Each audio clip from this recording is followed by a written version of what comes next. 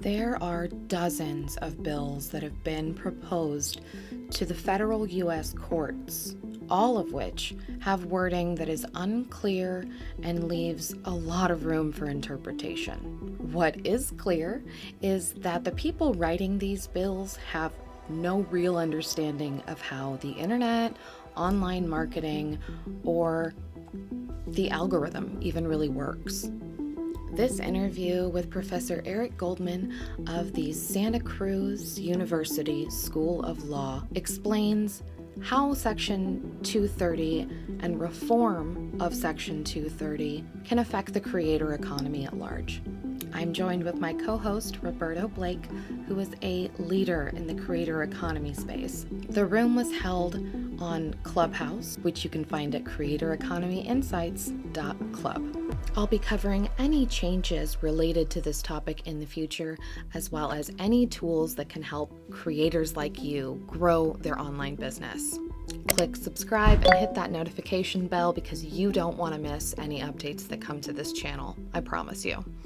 I really hope you enjoy this interview. Please leave a comment below with any questions that you might have. I will do my absolute best to answer each and every one of them because these are really important topics that affect all of us, not just creators.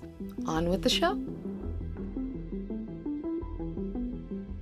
My former career was in the adult industry, so we get the beginning taste of those kind of restrictions and laws and stuff before other industries might. And so it's been something that's been on my mind for quite a while, how laws and structures all around the world affect different industries, and especially just the internet at large. We certainly saw how FOSTA really had just a series of detrimental impacts for people in the sex worker community. And it's a problem that I think we're not done resolving. I think we've seen such terrible outcomes that Congress will have to take another look at that. Yeah, I really hope so. It doesn't seem like they really want to go back on it for any reason, but it definitely affected a lot of people. And the threats of the I don't know how they pronounced it, but the SISEA Act that was possibly going to be happening earlier this year. I can't keep them all straight. There were so many that have been introduced. Just to be clear, Republicans introduced over 30 different bills all in one package to try and reform online content. So there's literally dozens of proposals floating out there. Oh, wow. That's crazy. I didn't realize. It is crazy. Crazy is the right word for it. That is the state of nature today.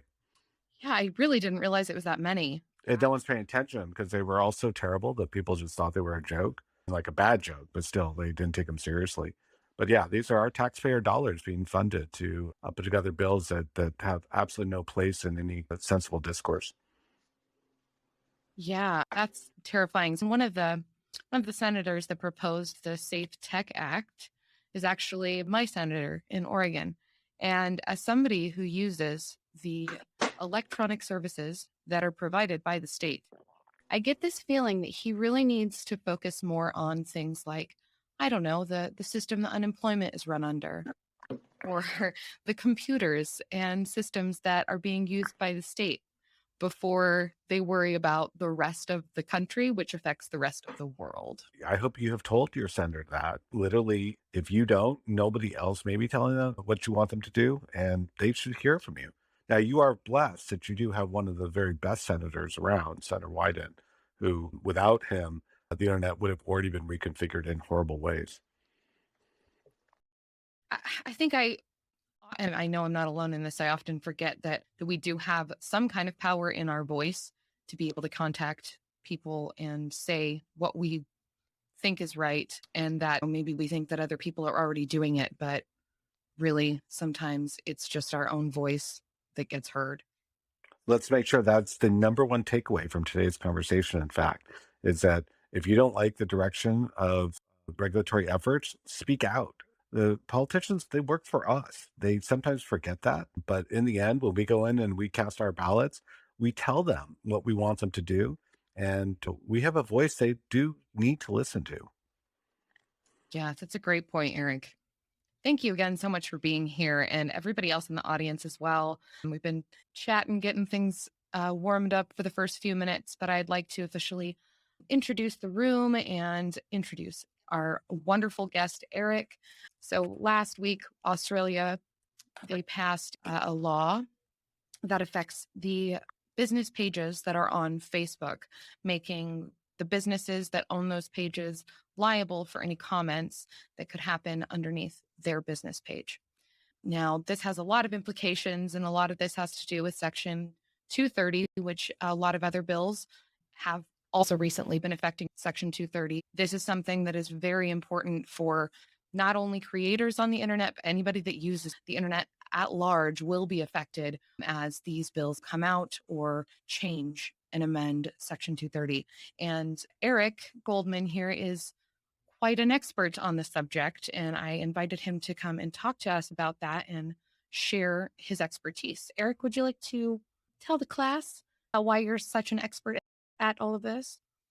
Thank you for the opportunity to put this together. And I just want to say this is my first Clubhouse session. So we are breaking some new ground for me. And I appreciate you putting it together and giving me the opportunity. I'm a professor at Santa Clara University School of Law, which is located in Silicon Valley. I've been teaching internet law since 1996, 25 years, and I started practicing internet law even before that. I'm an old school internet law guy. I remember what the world was like in the 1990s and the regulatory discussions then. And I've been tracking them ever since. I blog them at my blog, which is at blog.ericgoldman.org. For example, with respect to Section 230, I blog virtually every Section 230 case I see, literally hundreds of times. So, in any case, pretty much anything internet law is something I've been thinking about for decades. Thanks for sharing that. And again, thanks for lending us your expertise, because clearly you know a lot more about this than most people. And it's not like these laws or any of these policies are written very clearly or for the normal person to be able to understand in the first place. So it's great to have somebody to help interpret and explain what's really going on. Most of everything that we're going to be talking about today goes around and revolves around Section 230. Could you explain to us what Section 230 is and what it protects? Yeah, so Section 230 is a law that Congress enacted in 1996, really among the earliest stages of the internet's commercial development. And summarized succinctly, it says that websites aren't liable for third party content. And there are some statutory exceptions that I'm sure we'll look into. But basically, that liability paradigm has become the foundation of our modern internet. You look at the services that we use on a daily basis, even more frequently on an hour by hour, minute by minute basis. Those services are all enabling us to talk to each other. And the reason why they can do that without moderating our conversation in a much more restrictive way is because Section 230 says you can allow those conversations without taking liability for what's being said. Literally, we couldn't have this conversation on a service like Clubhouse, but for the fact that Clubhouse doesn't fear liability for what we say in this call. And so that's why we continue to see new innovations like Clubhouse emerging. Section 230 provides the legal cover or the legal framework that enables that kind of entrepreneurial development. Awesome. That's a great explanation of the basis of Section 230. So, if I were to put it in another way, to give maybe an example, right? If somebody were to comment on an Amazon product review, and those comments ended up being super inflammatory, and something happened because of that. Something legal happened because of that, whether that's harassment, even, or people find that they have been emotionally abused, or even actual physical altercations. Anything like that could be included in that. Is that correct? It gets a little more complicated than that, but the general gist is right. The consumer reviews are a great example of Section 230's power. So Amazon allows people to review the products that they offer, and they don't know if the reviews are true or not. They don't know if the reviews are designed to help or hurt. And if they had to figure all that out, they wouldn't be able to offer the functionality. So the reason why we have consumer reviews as an entire class of conversations between people is because Section 230 allows services to gather, organize, and publish third party consumer reviews without fearing liability for what they say. I used to live in Reno, and third party liability there usually equates to bars and alcohol. The reason that things are a little bit different in like when you go to bars and you're in like the nightlife in Nevada, including Vegas, is because the bartenders don't have third party liability. In other states, like here in Oregon, in California, and a lot of other states, you have third party liability. So that means that if a customer gets too drunk and you were the one that served them and they go and get into an accident, you could be held liable as the bartender that intoxicated them. Because part of your job as a bartender is actually to not get them intoxicated. This is part of the law, right? To not actually get them intoxicated, but to find that limit to where they're still okay and not a danger to other people. In Nevada, that doesn't exist. So people are able to be a lot more free about things and a lot more just relaxed about the culture. And that's very similar, I think, to how things are in the internet. I realize that, the internet, there's a lot of toxic things and that things don't always go right. And there are definitely some dangers out there. But I don't think that regulating all of it in such a harsh manner is really the way to go, because it affects the smaller people that are actually working on the ground and trying to keep people safe.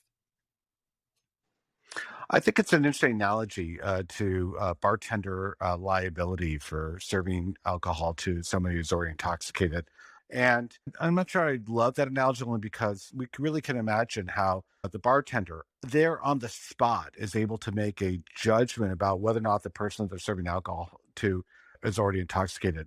Whereas when we talked about the consumer review example, we have no idea if the consumer is telling the truth or not. There's no way for this review service to make that kind of judgment to say this reviewer is full of garbage or this reviewer is actually telling the bona fide truth. And it's that uncertainty that actually really creates the problem for review services or any other intermediary. They can't make those kinds of judgments because they don't have the facts. And sitting in front of them, literally breathing the air in front of them, then they don't have the ability to make the judgment calls necessary to manage the liability. And it's that risk of not being able to know whether or not things are true or not, or things are harmful or not. That's the problem that drives so much content offline if Section 230 doesn't protect it. That's such a great point, because on the internet, you don't have the ability to see what's going on, really. You have a screen name. You might be able to get an IP address, but that's it. That's all you've really got to go off of. Maybe a profile picture, but that doesn't protect you. That doesn't tell you what kind of state that person's in. That doesn't tell you what age they are. It doesn't tell you anything. And yeah, you're right. In public, in person, we obviously have that kind of advantage of being able to really see our surroundings and know that this amount of people that are in front of me is about as many as I personally can manage and look after. When you're talking about on the internet, they're asking for people to manage and look after a very large amount of people that is just a little impossible, I think. It's completely unreasonable is what it is. It's wildly impractical.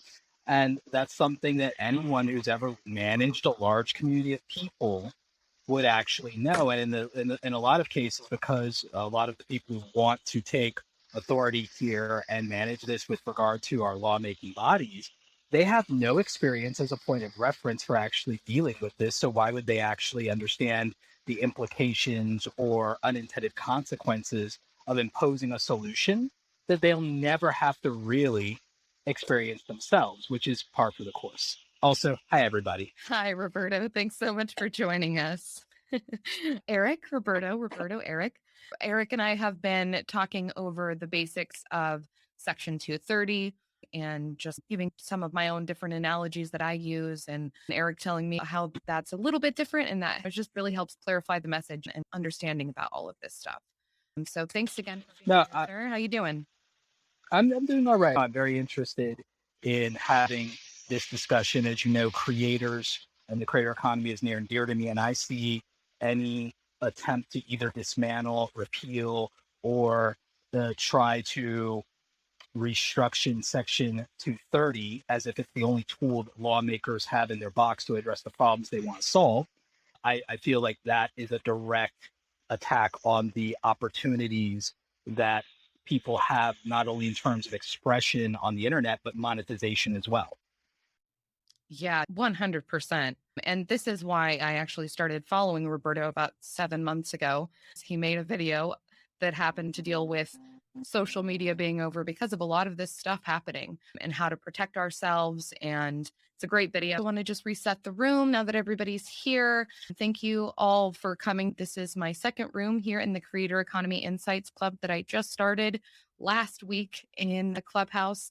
And today we're talking about Section 230, the Safe Tech Act, and a bill that was passed recently in Australia that affects the business pages of Facebook accounts, making them third-party liability for comments that are made on their own business pages on Facebook. We have Eric Goldman here talking to us, giving his expertise about Section 230, and Roberto Blake giving us his expertise about how that affects the creator economy. I am so thankful to have all of you here. Please feel free to ping people into the room. People need to hear about this. This is going to affect not only creators, but everybody on the internet. And we all need to be aware and educated about this. Because as Eric said in the beginning, what we want to be able to take away from all of this is that we have a voice, that our knowledge is power as long as we speak out and use it. We can contact our senators, we can contact our lawmakers, we can tell them what we think is best and how we don't want them in our laws unless they know what they're talking about, and explain to them how it really will affect us and our community. And I wanted to get a little bit into the Safe Tech Act, but Eric explained to me yesterday when we were chatting that there's a lot more going on besides the Safe Tech Act that is possibly going to be affecting us sooner and a little more imminently. So I wanted to go over the Safe Tech Act real quickly, but then definitely wanted to get into some of those other things that are happening, Eric. So would you like to give us like a brief explanation of the Safe Tech Act? Sure. Just a reminder, Section 230 says that websites aren't liable for third-party content. And there are right now 4 statutory exceptions to that principle. One is federal criminal prosecution. So if you break a federal crime as a intermediary, as a website operator in interacting with their users, Section 230 doesn't apply. Similar exceptions are for intellectual property claims, for claims related to communications privacy, which we could talk more about if we want, but ignore that otherwise, and the FOSTA exceptions, which relate to sex trafficking and commercial sex promotions. The Safe Tech Act is a Democrat-sponsored bill, and I mention that only because there's a really deep partisan divide in the approaches to reforming Section 230. The short story is that the Democrats want internet services to do more content moderation, and the Republicans want internet services to do less content moderation. So the Safe Tech Act creates about 10 new Section 230 exceptions. So to the existing 4, we would grow that to over a dozen different exceptions to Section 230. And for this particular audience, I think what's really important is it says that Section 230 wouldn't apply if the service pays for content, gets paid to publish content, and a couple other things involving the movement of money. And what it really does is it says that any service that is, for example, paying its content contributors doesn't get Section 230 protection for that. It creates a situation where internet services, say like YouTube, might say, I can't be responsible for what my YouTubers are saying because I don't know what they're saying. And I can't pay them because if I do, I now lose Section 230 protection. Which means this would be the end of YouTube monetization, ad revenue, super chats. Every way you make money online as a content creator on YouTube would be forfeit, or YouTube would be forced to create even greater stipulations than they already do and do more gatekeeping for the access to monetization than they currently have. Do I have that right, Eric? Yeah, you hit it exactly on the head. It went straight down the center for targeting the entire YouTuber creator economy. And that wasn't their real goal, but that's really a symptom of the problem. Their real goal was actually say, we don't want YouTube profiting off of videos that are encouraging violence against the United States government, that kind of thing. Which YouTube already does not, aside from incidental if they don't react in a certain amount of time, which is, again, what I saw in the Safe Tech Act is they want to give platforms 24 hours to respond. That's unreasonable when 500 hours of content is uploaded every minute of every day to a platform. That's not a reasonable demand for the government to make. It gets down to the general democratic principles here, which is we want internet services to be basically screening content all the time, making sure that there's nothing that we consider to be harmful to be posted at all. Which, as you just pointed out, isn't really scalable when you've got the flow of content coming to a service like YouTube. And then you add other services like Facebook or Twitter and the volume at which they operate. And it's simply not tenable to take that approach. The Safe Tech Act was really, I think, an example of how the Democrats were prepared to burn down the entire internet, trying to reach those little situations where a service like YouTube might be making money somehow off of harmful content. Eric, let me ask a question. I'm sorry to interject, Eric, but I have to ask a question. You said that there are 12 new exclusions they want to add to the Safe Tech Act. How many of those exclusions apply to material harm, aka physical issues, which already are covered in most terms of service and under the law with regard to acts of violence or crimes or exploitation? How many of the 12 exceptions are to actual physical material harm or implicit emotional harm or abstracts? And that's actually a compound question that's not easily answered. There was, for example, a proposal to create a new exception for wrongful death. So it's exactly the thing that you're describing. But to your point, I think the broader point is that internet services aren't looking for third party content advocating murder. That's not really their business model. That's not really the content they want. And the whole architecture of the Safe Tech Act is to say, to make sure that never happens, we're prepared to sacrifice and foreclose lots of other completely socially legitimate content.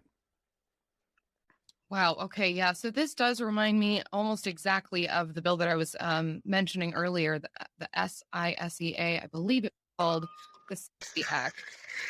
And trying to do the exact same thing, but more specifically with adult content.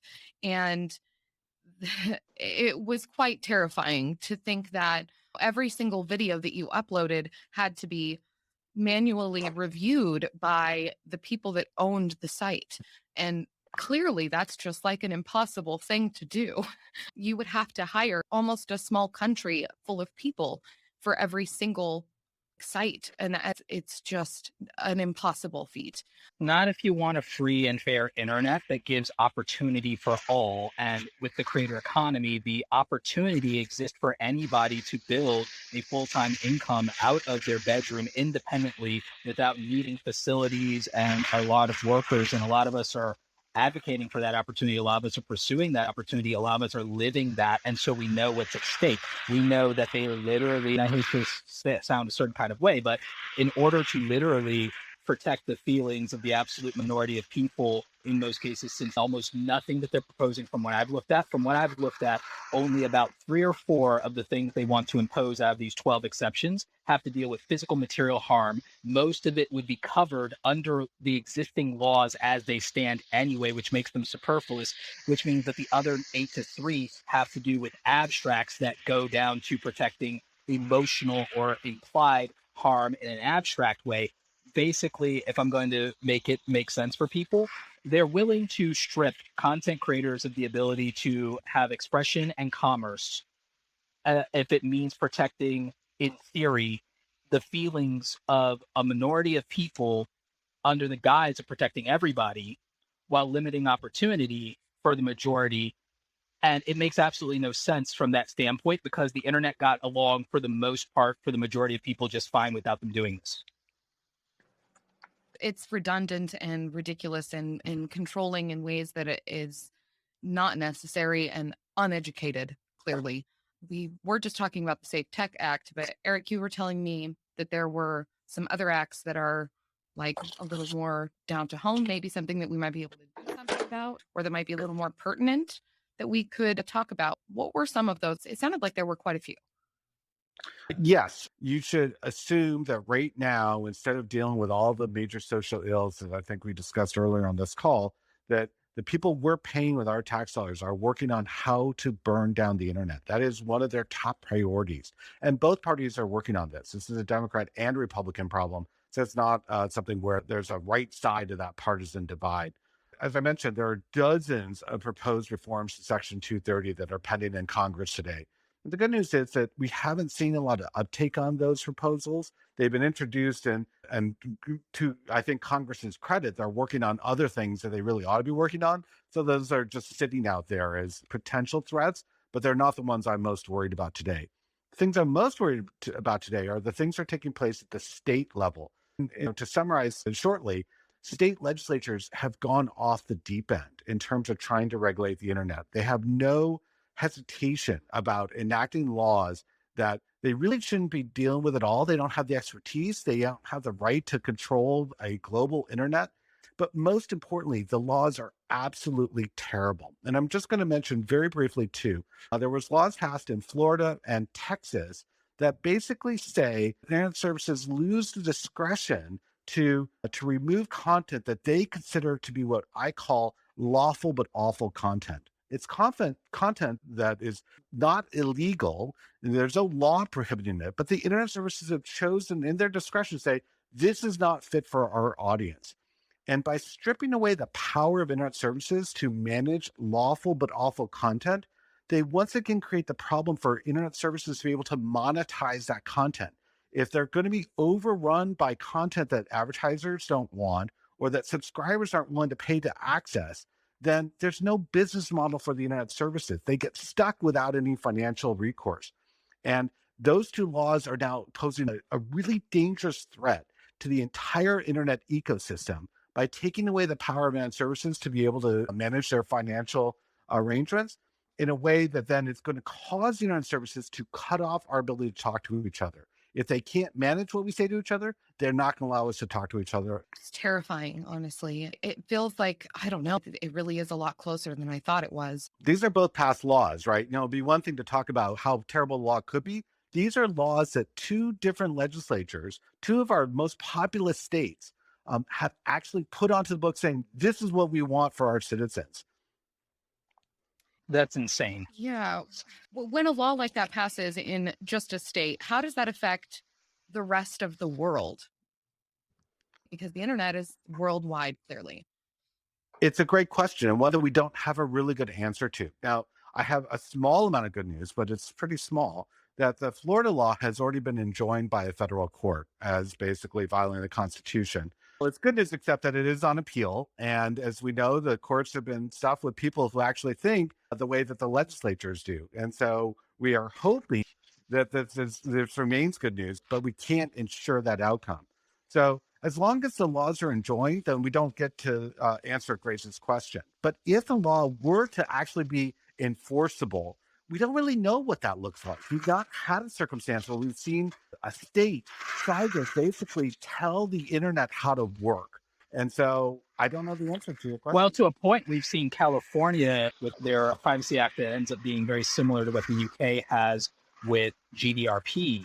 It's somewhat similar there with regard to a lot of things, including email lists and such. And it's interesting to me because the states that affect content creation in America the most are, you have the concentration of the most popular and profitable content creators in New York, California, Texas, and Florida, and now also coming up on Nevada.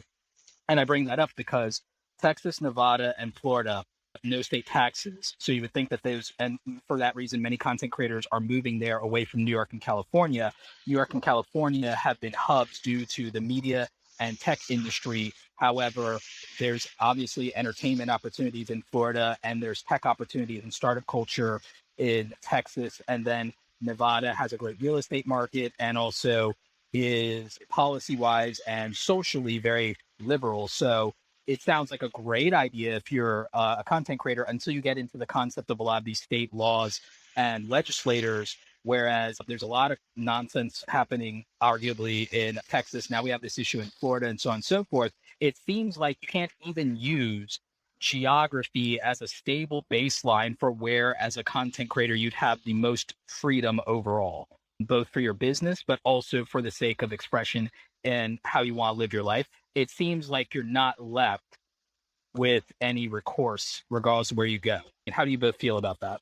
Roberto, that's a great point. And I just want to make it clear. There's no place to go that's a safe haven more than here in the US. So we have to fight laws like the ones that have been enacted in Florida and Texas, and we have to fight against the proposals that are percolating in Congress. There's no fleeing to some other safer haven.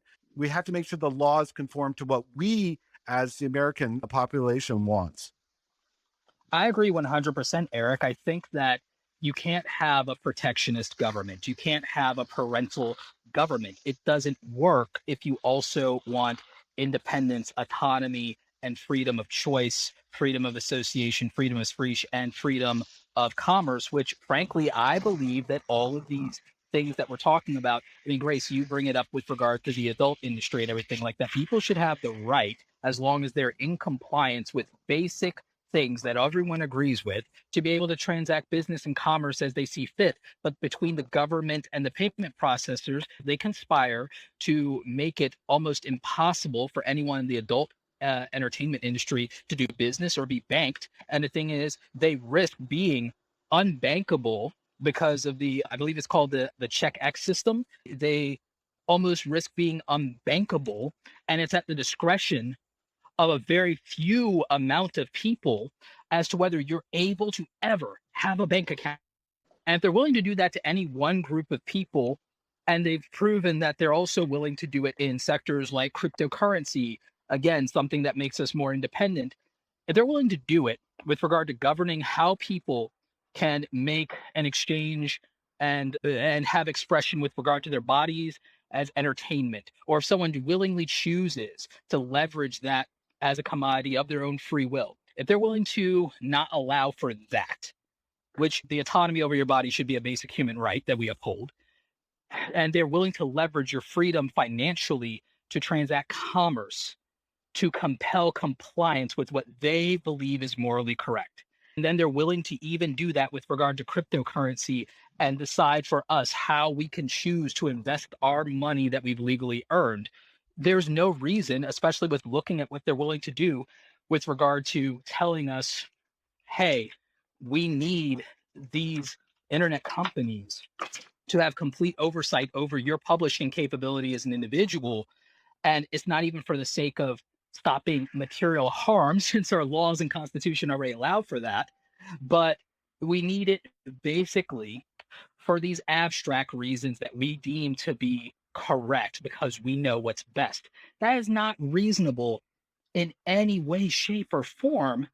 And it dilutes the real value of what being in America actually is, and making it something where you truly have opportunity, because the 21st century economy in America is actually very close to being able to deliver on the American dream. And I'm not spouting that as patriotic rhetoric. I'm saying that you literally, with the internet, have an opportunity your parents never had, because you, for the first time, have access to something that is scalable without spending hundreds of thousands or millions of dollars to build the infrastructure. You're being gifted the infrastructure to reach thousands or millions of people, which normally, since I'm 37, I grew up before all of this, it used to be very expensive.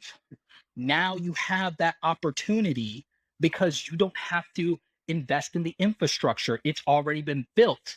By denying you access or making more gatekeeping a part of that, they're disqualifying and discriminating against who has opportunity. Yeah, 100%. To bring my own background and expertise and understanding into all of this in the adult industry, which I mentioned before, we are like the test subjects. We are the guinea pigs on what they can control, as far as the internet and in general, all of history. They try to test out how much they can control the community by controlling sex workers and anybody in the adult industry, because they are already a industry that is looked down upon, that is already judged, and most people anyway will just say, of course, that's not a quote unquote real job. So they also have the backing of society to say that even if they do see something terrible happening, they probably won't say something.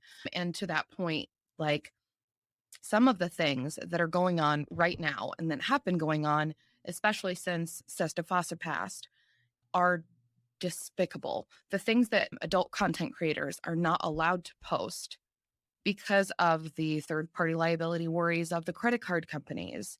It is absolutely terrifying. The kind of things that we're not allowed to talk about or do to try to keep this PG-16-ish and not say anything too outlandish, but still give you the point that I'm trying to make. There are a lot of things in adult content that you're not allowed to make and publish on large sites where you're able to make good money and you're able to sell your clips for a good amount and reach a good audience.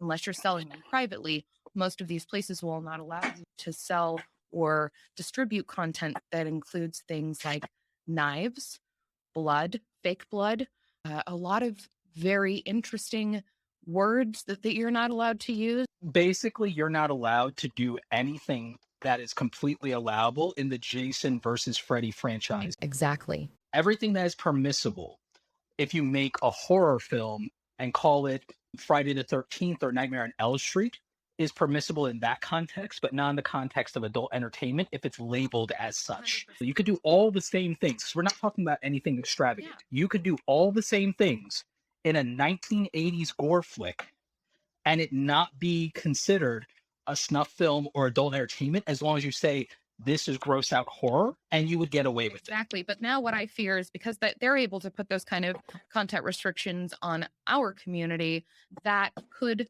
potentially go to the rest of the world, to where anybody who is making content and selling it or has it even for free on a public site that is not their own, that they own and have legal rights and whatever to, then that means that they could restrict the kind of content that you're allowed to say. And in a way, they already are, but this would be a hard line in the sand.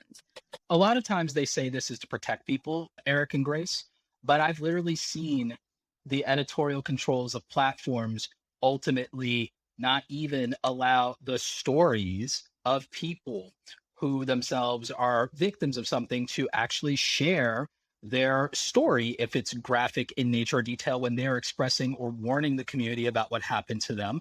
I've seen people not be able to even talk about historical events if it's considered and deemed to be. They can decide that you literally saying we need to understand history to not repeat it is offensive enough to warrant being removed or deplatformed when it is literally an accounting of and holding accountable people for horrible things. And that can be deplatformed as well, which means that even the ability, if misclassified, which we have almost no defense against, to really speak truth to power or to hold people accountable, that's forfeit too, because you can't talk about something horrible and avoid talking about something horrible that may shock or offend or potentially traumatize people if it's a traumatizing, horrible thing that shouldn't have been allowed to happen. So how can we even protect people by discussing it or protecting them or telling them how to be safe if we can't talk about the thing that happened? So this is another one of those unintended consequences. And it's not fictitious because it's literally happened. And I've seen content creators have to fight this and have to appeal it just to share their own stories and their own truths and their own experiences. I've seen history channels have to fight to get their channels reinstated or reactivated for talking about some of the worst moments in American or global history. I've seen content creators try to talk about massacres that have happened to people of color and have their content taken down and then eventually reinstated, but not perform as well because it's being throttled in some way, because it's being classified as, again, sensitive or this, that, the next and the third, and then being gate kept. And it's, again, I don't know that we can take people at their word in this regard to say that they are better at. I don't think the government can be allowed to say that it's appropriate for them to police the internet or give the platforms authority beyond their current purview because it doesn't work. Yeah, 100%. What do you think, Eric? How do you think this is going to affect things in the future? Yeah, so I'm not 100% sure I'm in sync with Roberto on that last comment. In the end, I think that internet services have to make editorial judgments about what's fit for their audience. And any attempt to make incursions into that editorial discretion lead to really, I think, the problems we were discussing with either the Safe Tech Act or the Florida and Texas bills. Either the internet services are compelled to take down content they would have liked to publish, but they fear that they can't gauge liability, or they're required to publish content that isn't fit for their audience, that drives away their audience and their monetary sources. And so what I think in the end, our real goal is to promote competition among internet services so that we have a choice of different services to use. We chose to moderate this conversation with Clubhouse. Wouldn't have been my first choice, but it solves a problem. And it's different than the kind of conversation we might have on other services. To me, that's a win, and that's the kind of thing I'm fighting for. Yeah, that's fantastic. And a wonderful bit of insight that we are all different and all of our communities have different needs. I know that this is definitely something that I've talked to Roberto about before, or heard him say at least as well, like that on YouTube, we're able to have a list of words that could be inflammatory that just will not be allowed in your comments. Those comments will instantly be hidden, or they won't even allow to be posted if any of those words show up. In your settings, you go to your community settings and you're able to have your own banned word list. You also can have individual block users. More recently, but less known, Instagram has also implemented this feature. Twitter has muted words as well. And the thing is, I just don't think the platforms have done a great job of giving us all the moderation tools that they could. I have several ideas on that. And that would be a better middle ground than interjecting and saying we need the government to be the nanny. You could literally give power to the creators, which is true democratization. That's true freedom, I think, of association. And I think we're better, and we have proven time and time again that we are better at deciding what our communities are about than being giving arbitrary restrictions from people who aren't part of our own community. And one of the things that you mentioned was having a whitelist and being able to allow words that the algorithm might otherwise suppress because they are what might be considered like triggered words or hot words, such as like queer. That might not be a word that you would want in your comments, Roberto, but it would definitely be something that somebody from the LGBTQIA plus community would want in theirs. Absolutely. And one of the reasons I've had to actually block certain words is that for some people, they'll use certain words as slurs, whereas other people use things as identity or endearment. There are content creators now, not me, mind you, there are content creators that are, because they have a majority Black community, they're okay with the N word with an A, not an R, in their comments because they're using it in a way that's appropriate to them as the collective of that Black community, but it's not appropriate in other contexts. So as a creator, I might have that word blocked, and it may be a default of the algorithm to block that word. But for another Black content creator, it might be completely appropriate to not have that word blocked. That's just a really extreme example, but I think it's exactly what you're talking about here. Yeah, definitely. Nobody knows our communities better than us. That's our job, is to know what our communities need, what our audiences need, how to protect them, how to best serve them. That's what we're good at doing as community leaders. And even as content enjoyers, you know your own community better than other people do, what your community needs and what kind of things you wouldn't like to see around your own communities, whether you're the one that's leading it or not. And yeah, I think giving more power to the people instead of less is probably a better idea in general. Now, we have been talking for quite a while now, and we have covered so many amazing things. But soon I did want to open the stage up to any questions. Eric just joined Clubhouse yesterday just to be in this room with us, guys. So let's all thank him for being here and doing that and breaking the bounds of modern technology to help get this information out. If anybody would like to come up and ask any questions, please do. We'll have a few minutes to be able to do that. I named the room, Did Australia Just Ruin Social Media? And we haven't talked about Australia or what happened there once today. So maybe we should talk about that real quick. What just happened in Australia was that they passed a law saying businesses who own pages on Facebook are now held liable for the comments that are underneath their business pages, that are held within their own business pages. Now, this can be convoluted. It's hard for me even to understand like what could be considered liable or not. And I think that might be because they're not very specific about that. Eric, is there any insight that you could give us there? Yeah, I need to qualify two things that you said. First of all, you said that Australia passed a law. Actually, they didn't change the law. This was a high court interpretation. So it's like our Supreme Court issued an interpretation of existing law. And the second is you said that it made business page operators liable for the comments that are posted by third parties. And that's not 100% what the High Court said. The High Court said that the business page owners will be classified as the publishers of those third party comments. Now, publication is one of the elements of a defamation claim, but there are other elements. They basically said that element is not in contest anymore. We're just going to assume that if you have a page on Facebook where third parties are commenting on your posts, you publish those. But there are other reasons why that still might not create liability, and the High Court didn't address that whatsoever.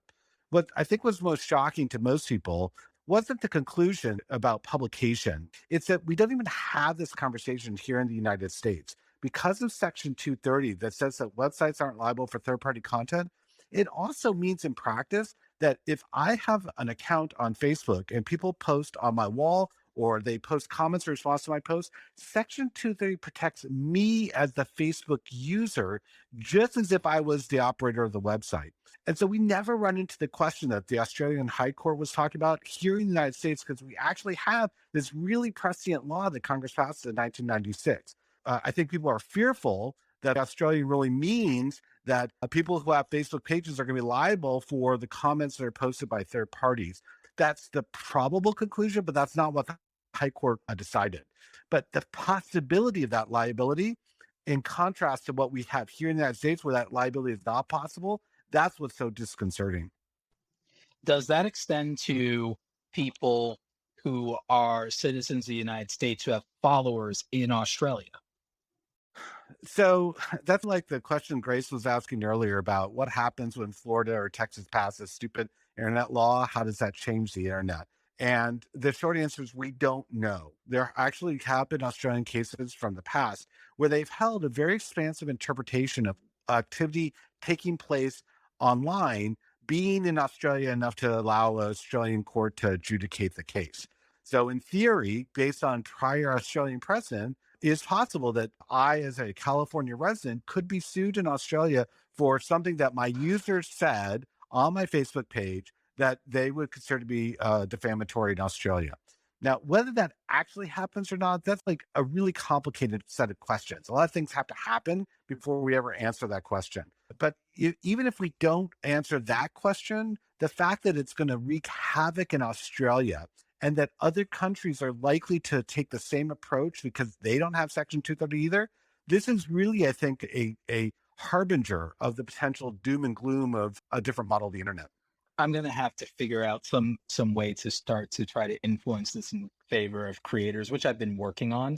But I have a very serious problem with governments adjudicating over platforms that represent a constituency that is larger than the two largest religions in the world, when they have population centers they govern over that are infinitely smaller than the over 2 billion users, monthly logged in users, mind you, of YouTube and Facebook, let alone the extrapolating to the 3.6 billion users of the internet in aggregate as a whole. I have a very big problem with countries that represent a fraction of that constituency being able to influence that larger constituency without any real consent or without a consensus of that constituency. Why do they get to have that power? So, Roberto, I'm 100% on your program. And let me just say it slightly differently so we just understand how systemic this problem is. Governments are inevitably drawn to censor users, to censor conversations. That's just the way governments are built. And so governments are using their power across the entire globe to control the internet because they don't like how we're talking to each other. And because governments have so much power over us, it allows them, even if it's not what we want as the people they're supposed to be representing, it allows them to tell us how we can talk to each other. And that's something we have to fix. And we have to start even here at home because it's happening here in the United States, not just in Australia. The internet was the single greatest democratization of power and equality since the printing press. I don't think that's an exaggeration by any stretch of the imagination. Interestingly, both government and religion conspired to limit printing press, and Gutenberg was a heretic, by the way. With regard to the internet and social media, rather than being blocked and condemned, it was initially mocked, derided, and dismissed, which thank God, because that allowed it to rise to prominence and power among individuals because it wasn't considered a threat. In fact, social media was mocked and derided and not worth looking into right up until about 2015. It was mocked, and even Facebook was told, oh, this won't even be around in 5 years. And then within a year, it became the single largest threat to democracy. It's funny how that works. Until one, you started having literal children on the internet becoming multimillionaires. Once you saw that cryptocurrency was mocked and Bitcoin was mocked and deemed worthless, until it became very apparent all these financial institutions, they demonized and, well, they didn't demonize, they first mocked and derided Bitcoin and blockchain technology and said it had no value, when actually it has more value than any fiat. And I'm not being ideological about this blockchain thing. I'm just making the point that we collectively as human beings, especially the 50 million people in America, it's that many people that invested in crypto and blockchain and Bitcoin, we decided to make it valuable because we put our money in it. If people put their money into something, it has the value that the collective says it has because they made it valuable with their own dollars. It's just like any other investment. If all of us in this chat, for example, put together a bunch of our money and we put it behind something, that thing has value backed by our actual dollars. And so when that happens, it means that power lies with us and not with anyone outside of us. You see what I'm saying? And to Eric's point, government implicitly, as a mechanism that wants power to adjudicate and regulate how people conduct themselves, has to consider anything that democratizes power and spreads it among people where it has no ability to influence. It wants to influence, it wants that. And the thing is, we all now have the ability to broadcast to thousands of people, or if people wanted to opt into us, millions of people at any given time, a power that was limited to a few very wealthy people that built the initial 6 media companies that dominated the airwaves not that long ago. I'm old enough at 37 years old to remember the consolidation of that power. They also had a very limited amount of publishing companies who decided who gets to write books and have them seen by people and be bought by people. The expression of ideas and commerce have always been limited by the ability to broadcast through television or radio or published through print. And that power was always been intrinsically tied to a limited amount of people who are wealthy or who are in line with those people who hold that power. So therefore subscribe to whatever they believe in or operate under their jurisdiction. And with the internet that happened, or the modern internet of the last 15 to 20 years, that cycle was broken by a handful of companies, but more to come. And those companies were Google, and then the acquisition of YouTube, Amazon, despite whatever you want to think about Jeff Bezos, the podcasting through Apple, and then later Spotify, because remember, podcasting was mainstreamed and scaled specifically by Apple.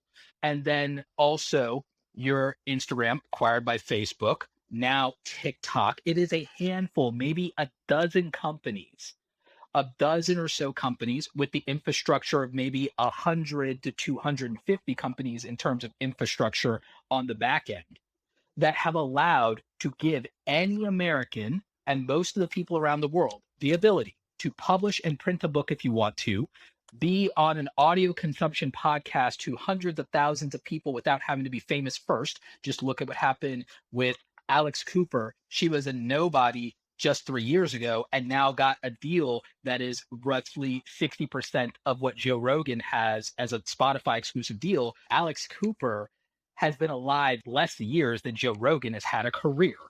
That ability to elevate literally a nobody to a generational wealthy multimillionaire exists in a way that's never existed in any other generation that's ever lived. That has a power that any government or anyone who wants to keep their power, or any media company or institution that is establishment, anyone who wants to keep their power is terrified that a nobody can do that. Anybody would be, because again, now anyone can print, anyone can broadcast, anyone can publish, anyone can distribute, and anyone can monetize it. If you have benefited from the fact that you've had no competition and nobody that can percolate ideas at scale, or elevate themselves to prominence and then influence the outcome of an election or challenge your business or be a rival or direct competitor for advertising. If you are somebody who sits in that position, you're not happy that any of these things exist for people. And the biggest threat to those people as well, and who this really helps serve, is minority communities, is marginalized communities, is disabled, POC, queer communities that otherwise have a very difficult time in the quote unquote regular job market. It really opens up a lot of doors for them. And when these laws come in, it is quite literally to shut a lot of those doors and affects a lot of people in a very big way. These laws aren't just our ability to make comments on a YouTube video or to have reviews on Yelp or any of that. These laws are a lot bigger and a lot more important than all of that. And we're going to have Angelique come and join us. I'm very interested to hear what she has to ask. She always has such insightful questions. Hi, Angelique. How are you doing?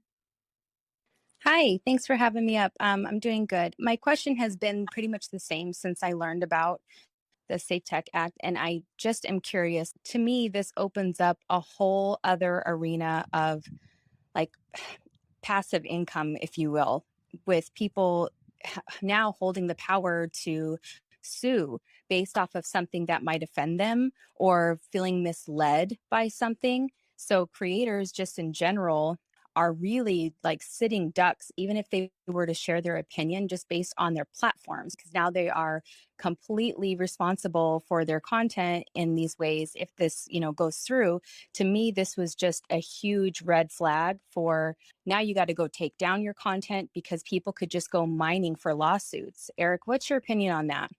Yeah, thank you. I just want to clarify that the Safe Tech Act doesn't directly create new liability. It only removes Section 230's shield for the internet services for third-party content.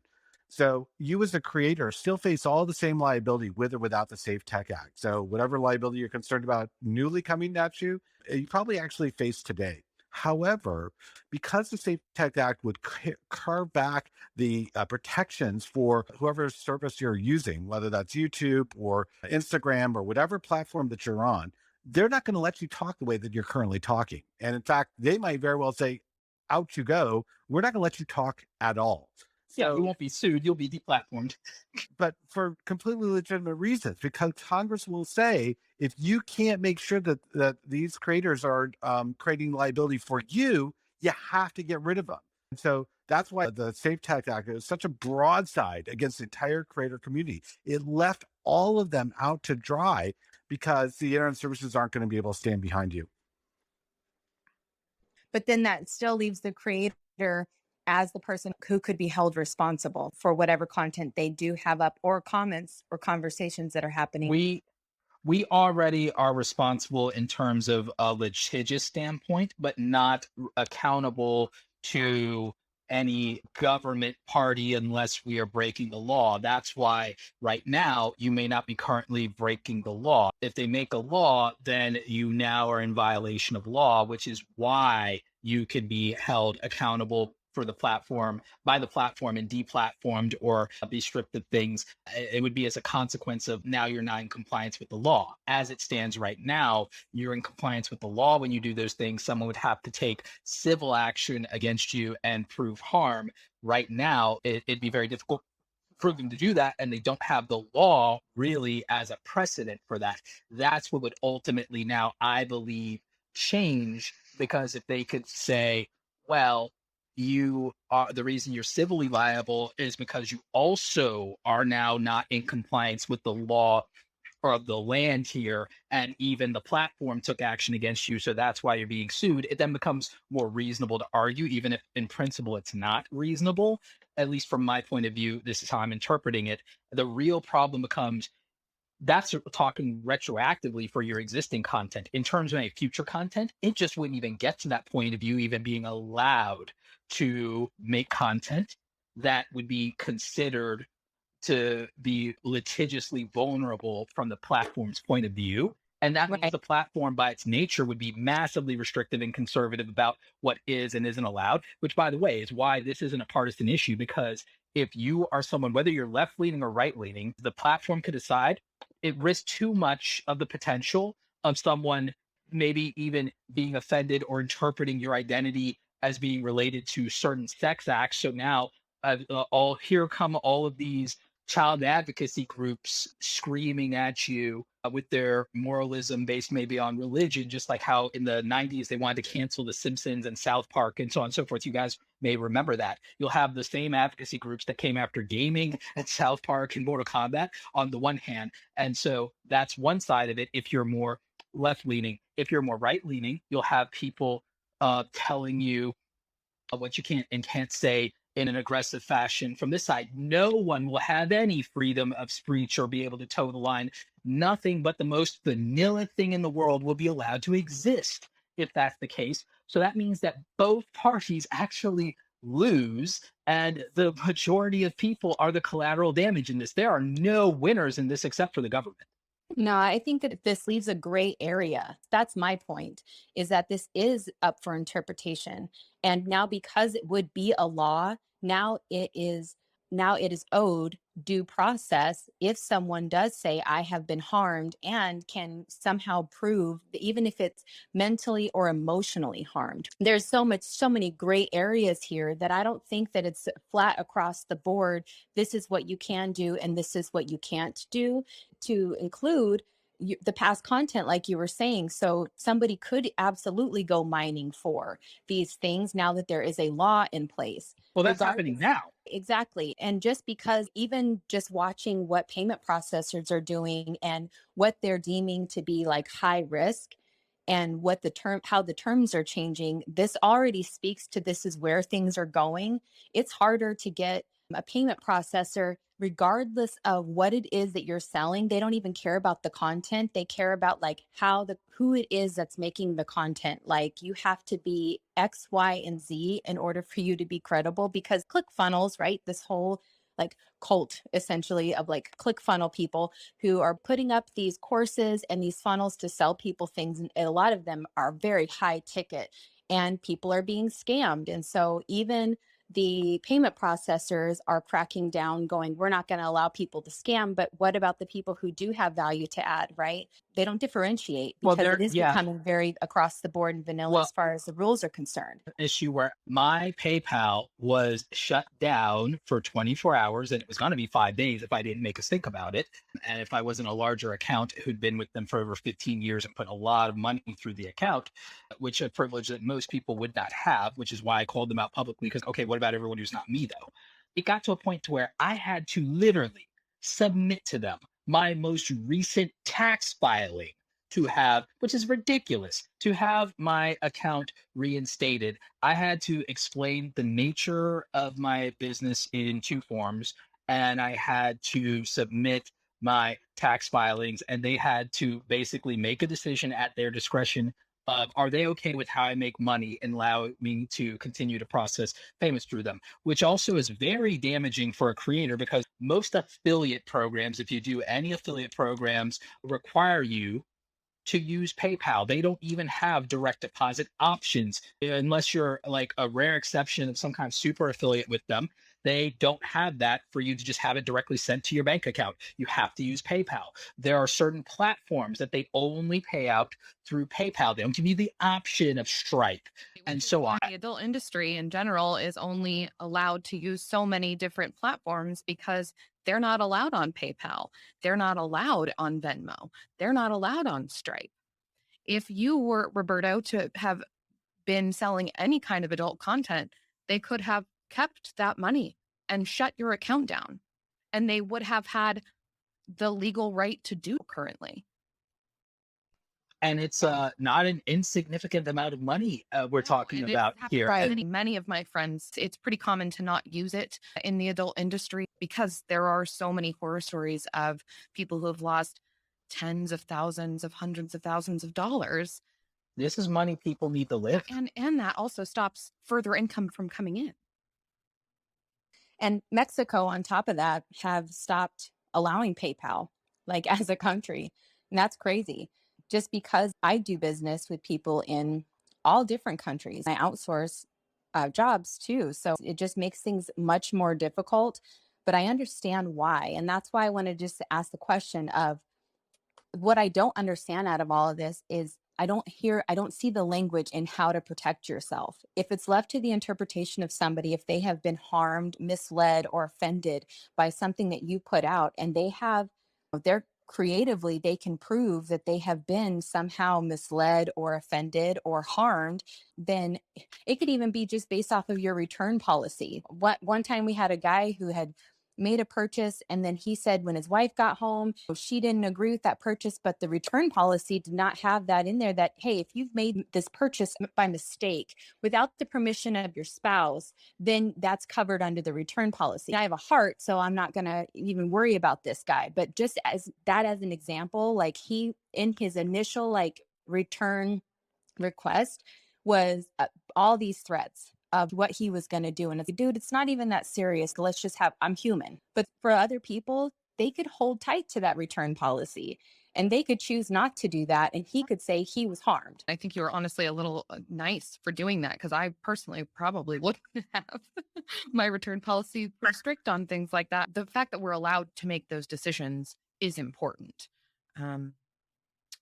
You need to give people more freedom, not less. That is your answer to any problem that you want to solve, is to give people more individual responsibility and more autonomy, because then if individuals are held responsible for their actions instead of trying to police an aggregate, you then have something that is truly meaningful and contextual and appropriate. If you try to manage this in an aggregate, it's unwieldy, it's ungainly, and it leaves a lot of people legitimately behind for no reason. As it stands, that's the way the platforms try to do it. But there's a very vocal minority of people who are not satisfied with it. But it's also to their advantage to say that they're unsatisfied with it or it doesn't do a good enough job. But the reality is, for the overwhelmingly 99% of users and creators, it's fine.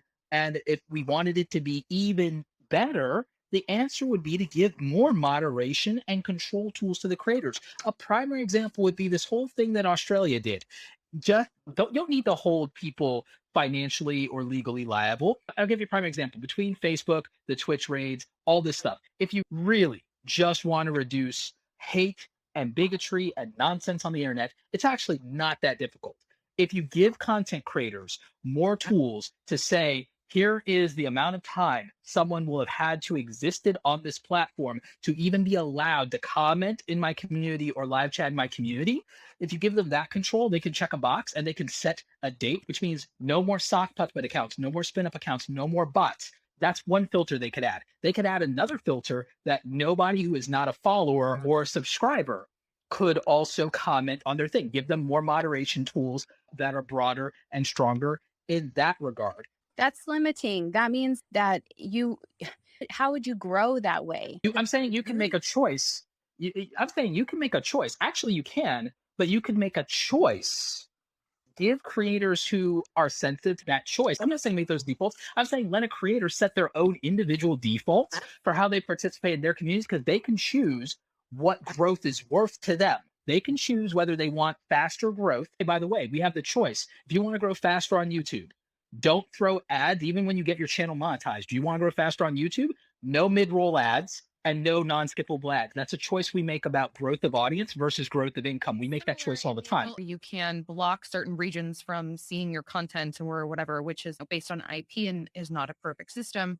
But copyright holders do the same thing. Media companies don't have a license for distribution, or sometimes distribution exists and is held by one company for certain regions and is held by another company for other regions. And so they make choices like that all the time. Because I understand your concern, Angelique, but I'm saying if you give it to the individual creators who feel the most vulnerable to this, because there's creators who frankly, unfortunately, won't have to deal with it, to be very real, there's a real chance that both of you will deal with much more hate on the internet in general because you're women than I will ever deal with as a man.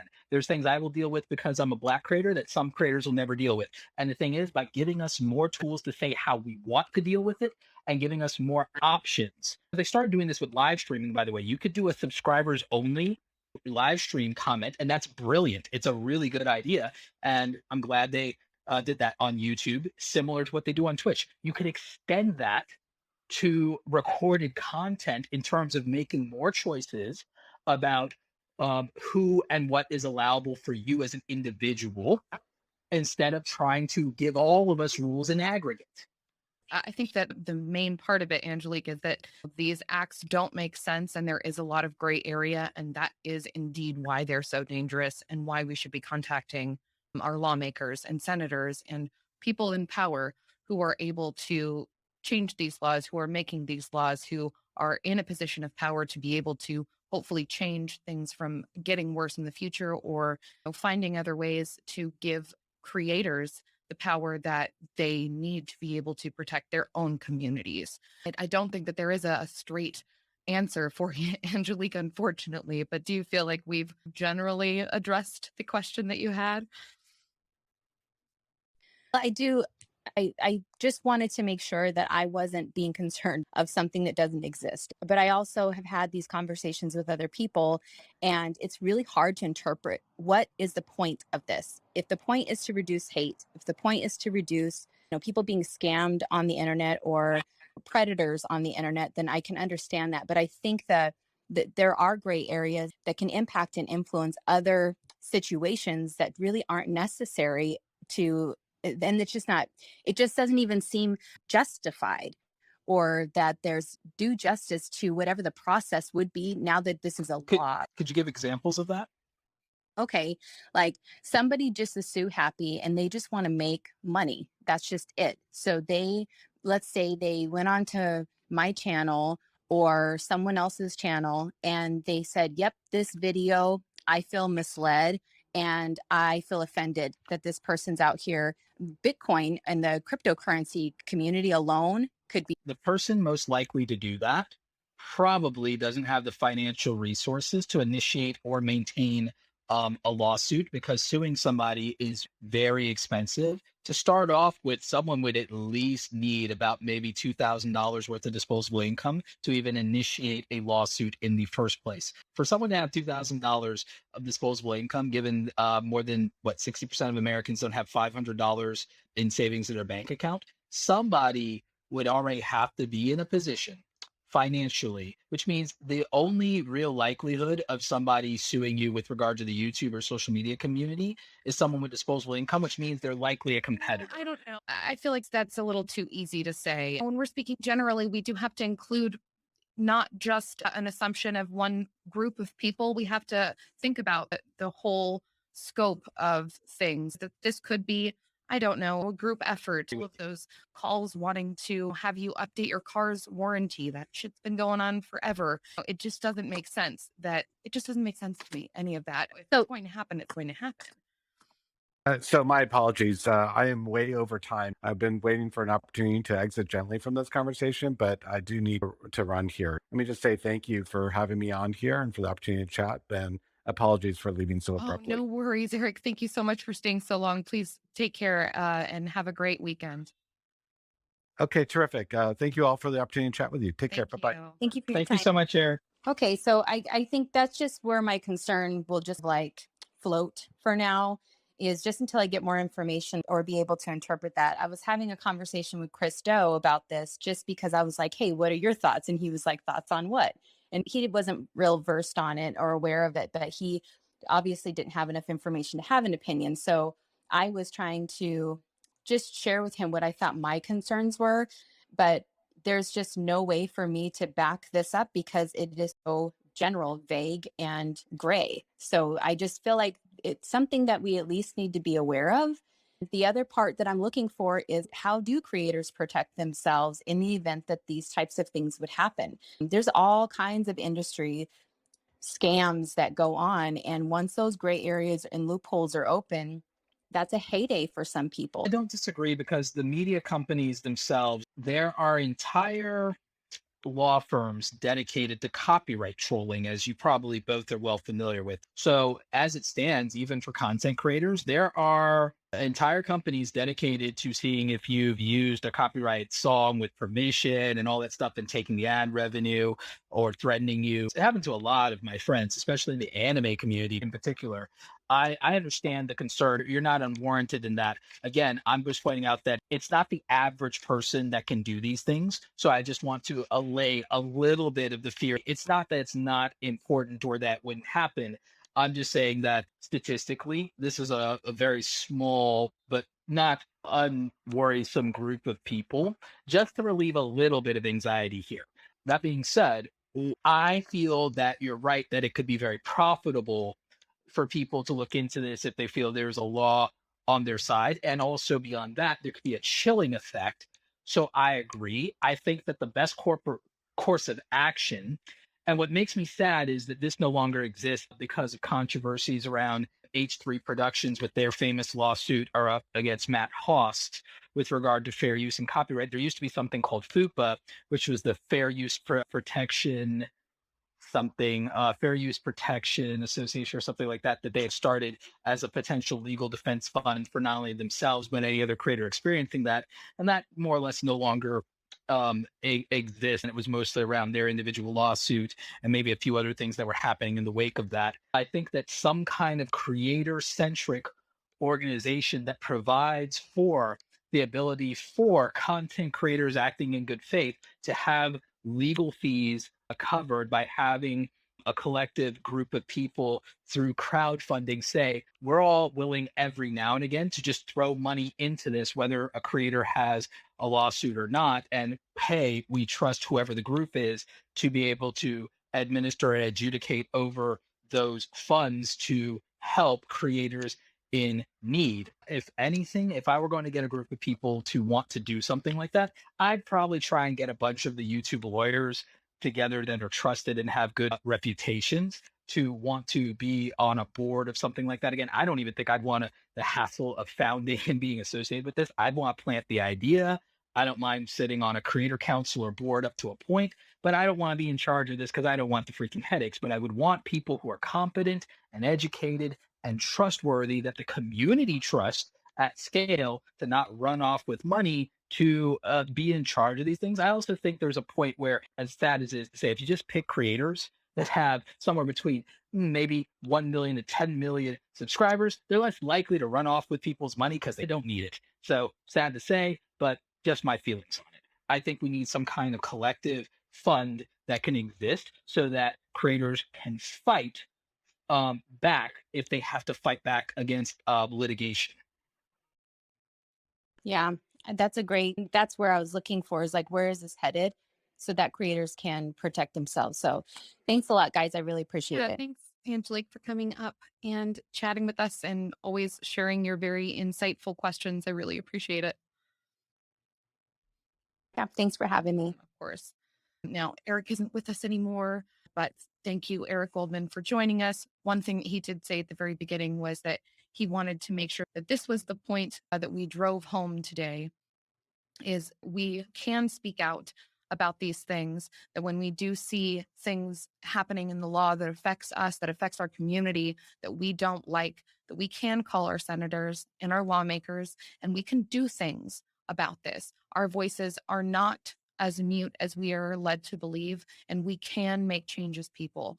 Education is a big first step. They're clearly trying to make it to where we are not able to reach that education, and hopefully we can still do something about it while we have the ability to do so now.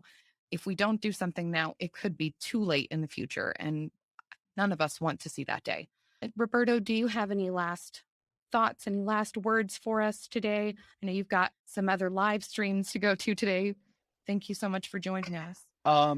Thank you for having me. My main thing is, just as a content creator, don't let any of this discourage you or detract from you wanting to even bother making content. This is something that I believe that we can bring our collective voice behind if it comes down to needing to fight our legislators on this. I've seen and been very inspired by what I see happening in other communities in terms of when it comes down to standing up on these type of issues. Bitcoin being a primary example where I've literally seen the community rally and be able to get legislators to back down or reconsider or hear them. And I think that's what we really need. If people are going to be insistent in saying they are doing something for our good and for our benefit, we need to tell them what we believe to be for our benefit and not allow them to tell us. They're supposed to be operating in the service of us, not the other way around. We don't need to acquiesce or conform to what they think is correct. They need to adjudicate and do what we tell them is correct and in our own interest. That's where I want to leave. We have a voice, we have to use it, and we have to understand that it is on us. I think that's a great point to leave with after today. A lot of the topics that we talked about were dark and a little scary. We have the power and we are the change that is going to need to happen in the future. So I hope that everybody's able to take that with them today and share and move forward with that. And thank you, everybody, for joining us today. If you enjoyed this conversation and want to hear more about creator economy insights, things that affect the creator economy and the internet at large, please go ahead and join the club at the top. Follow myself, follow Roberto. We both talk about this kind of stuff a lot. And I hope that the rest of you have a wonderful Sunday. And we'll see you next Sunday. Thanks for joining us.